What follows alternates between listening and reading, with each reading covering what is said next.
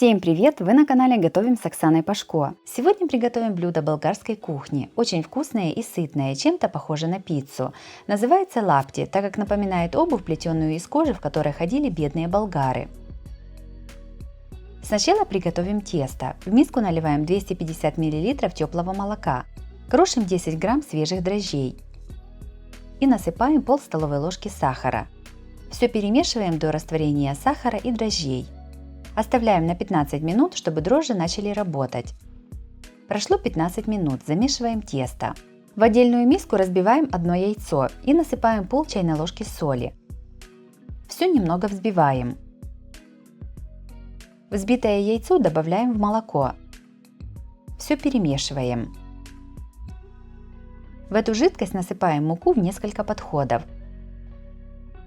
Мне для теста понадобилось приблизительно полкилограмма муки.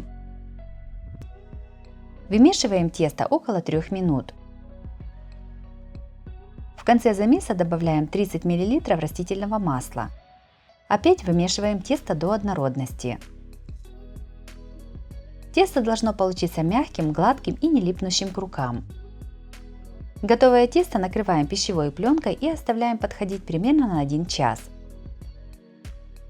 Пока подходит тесто, приготовим начинку.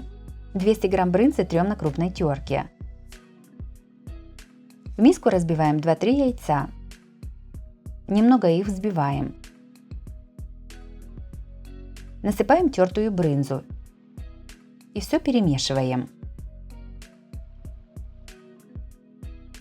200 грамм сыра трем на крупной терке. 150 грамм колбасы нарезаем сначала кружочками, а затем кружочки разрезаем на брусочки. Помидор разрезаем на 4 части и нарезаем пластинками. Тесто уже подошло. Разделяем его на 4 примерно одинаковые части. Также это тесто отлично подходит для приготовления пиццы или пирожков. Рецепт приготовления пиццы есть у меня на канале, смотрите его по ссылке на экране или в описании под видео. Берем кусочек теста и раскатываем его в прямоугольник. Руками тесту придаем форму лаптя. По бокам делаем бортик, чтобы потом не вытекала начинка.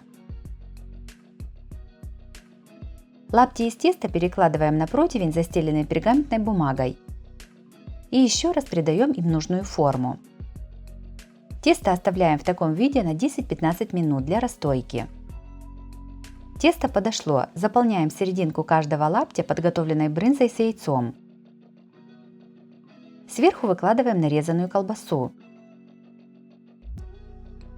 Также выкладываем кусочки помидора. Я 2 лаптя приготовила с помидорами, а 2 без них. Сверху все посыпаем тертым сыром.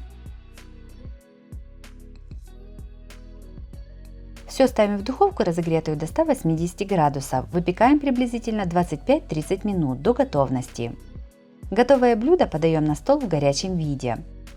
Болгарские лапти получились очень вкусными и сытными. Мягкое воздушное тесто и много сыра никого не оставит равнодушным.